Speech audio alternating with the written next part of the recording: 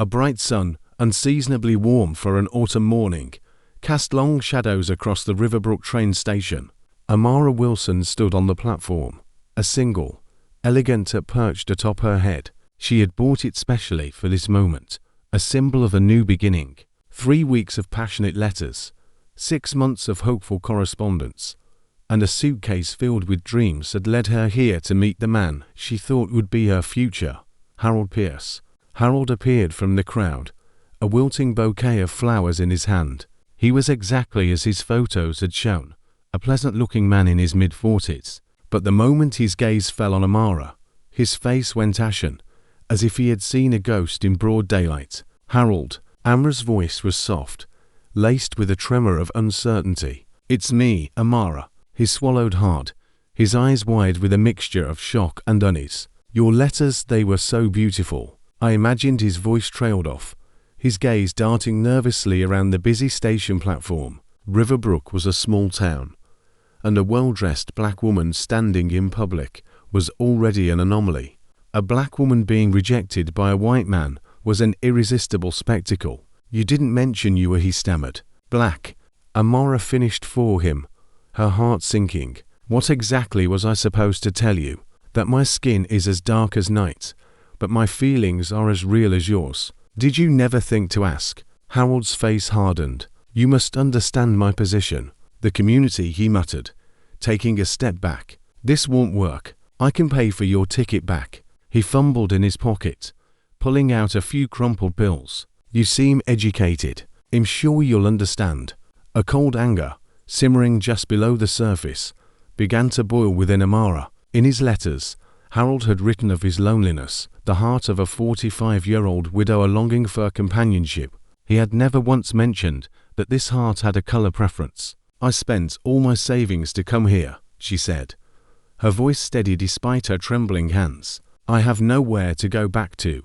"That's your solution, Pierce," a deep voice rumbled, cutting through the tense air like thunder. A tall man stepped out from behind Harold, his piercing gaze fixed on the cowering suitor.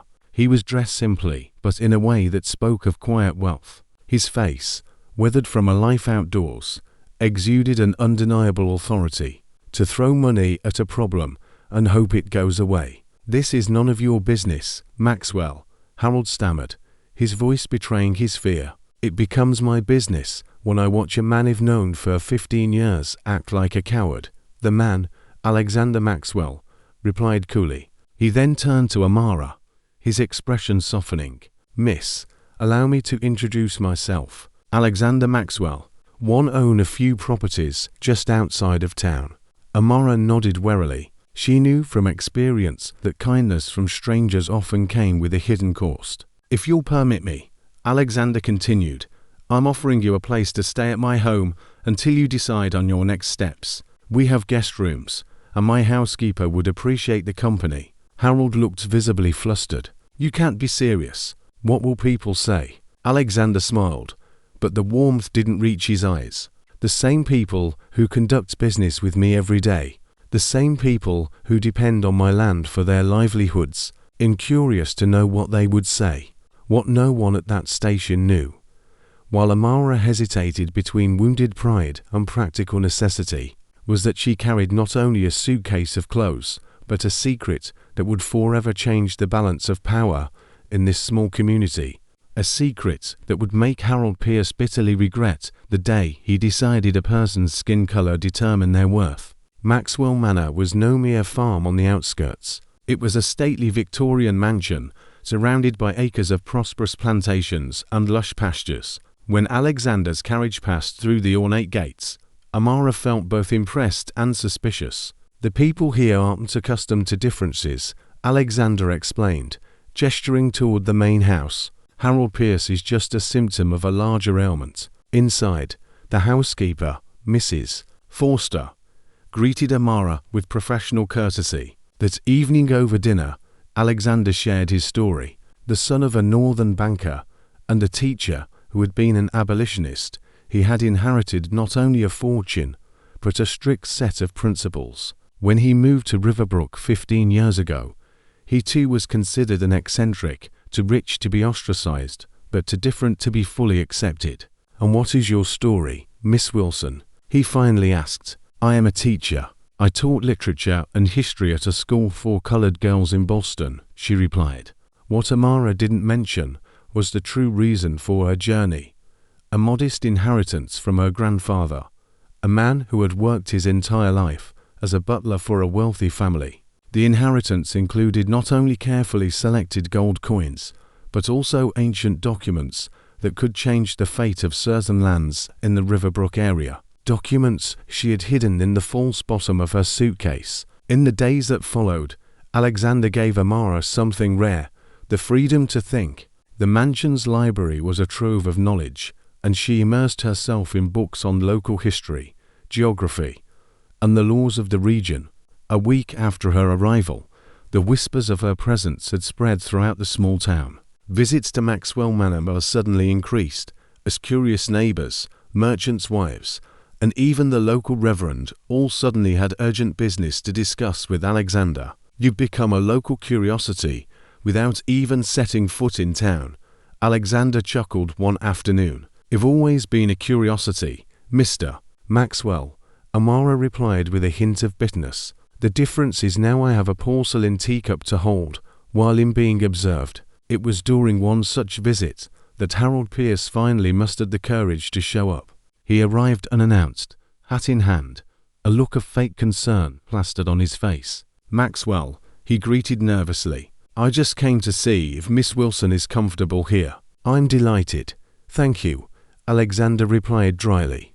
"Why don't you ask her yourself?" Amara entered the room, wearing one of Mrs. Forster's elegant dresses, altered for her. She was no longer the disheveled, humiliated woman from the train station, but a lady who moved with confidence and purpose. "Mr. Pierce," she greeted him coolly. "What an unexpected surprise. The community is concerned about your welfare." Harold stammered. "It is not seemly for an unmarried woman to be staying at the residence of an unmarried man, especially when she's black," Alexander finished, his voice dangerously soft. "Go on, Pierce. I'm curious how you'll end that sentence." Harold swallowed hard. "The church committee is considering options to help her return to Boston. A collection is being organized." Amara smiled, a smile that did not reach her eyes. "How very generous of you. But I'm afraid my plans have changed. I intend to stay in Riverbrook indefinitely." Harold's eyes widened. "That's impossible. You know no one here. You have no job, no family." "I have a job," Amara replied calmly. "Mr. Maxwell has kindly offered me the position of librarian at his estate.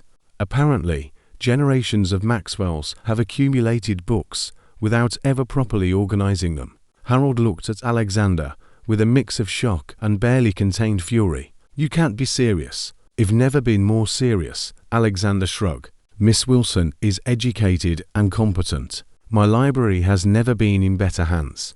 What Harold failed to grasp as he stumbled through more feeble protests was the true significance of the job. The Maxwell Library held not just classical literature, but also land deeds, legal documents, and a complete history of the region.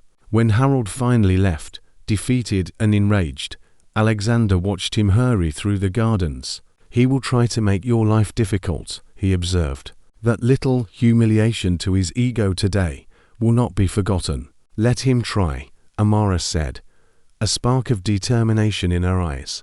"While he is busy with petty intrigue and rumors, I will be digging far deeper than he could ever imagine."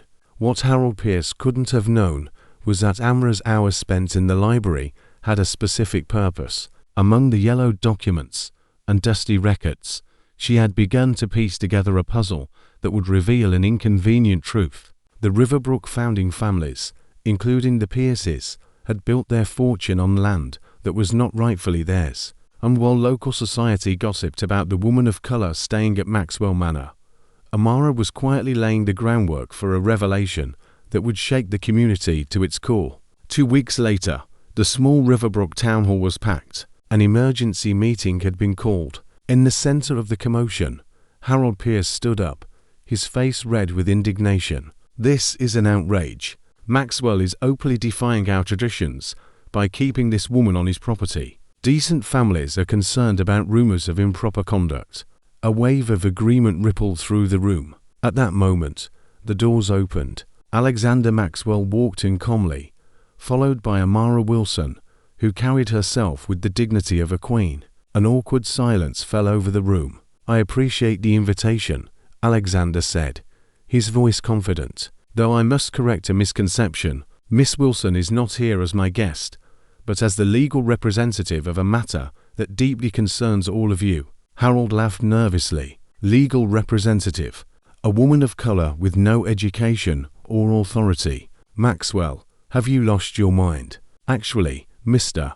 Pierce," Amara said, opening her satchel methodically. "In addition to being a certified teacher, I hold the legal right to act on behalf of the descendant of Joseph Freeman." The name struck like lightning.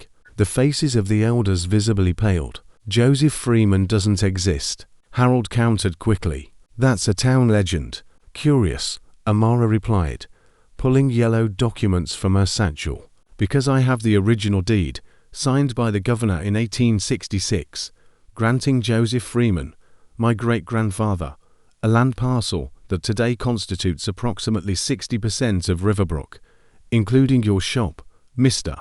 Pierce." A judge in the room, Thornton, adjusted his glasses to scrutinize the documents. "These appear to be authentic." "They're forgeries," Harold cried, his voice trembling.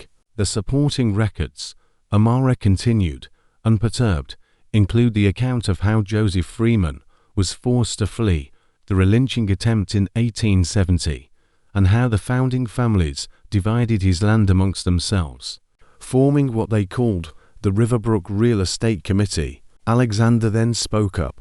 "The Maxwell Library holds copies of all land deeds in the region. It is curious how the session from 1870 to 1872 was missing until Miss Wilson cross-referenced it with other documents." Reverend Miller, an elderly man, bowed his head.